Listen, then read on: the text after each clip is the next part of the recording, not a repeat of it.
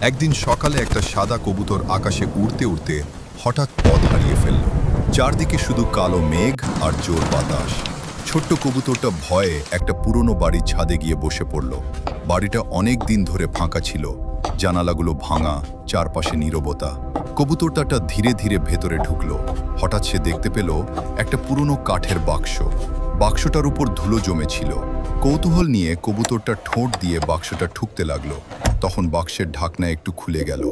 ভিতরে ছিল একটা পুরনো চিঠি আর ছোট্ট সোনালি চাবি।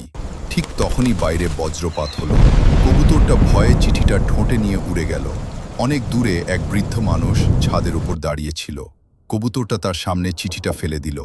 চিঠিটা পড়ে বৃদ্ধ লোকটির চোখে পানি চলে এলো।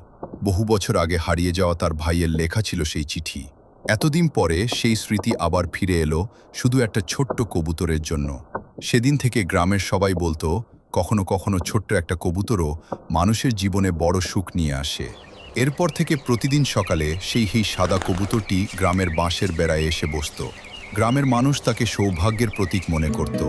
ছোট ছোট বাচ্চারা তাকে দানা খাওয়াত, আর বৃদ্ধ লোকটি প্রতিদিন আকাশের দিকে তাকিয়ে হাসতেন। কারণ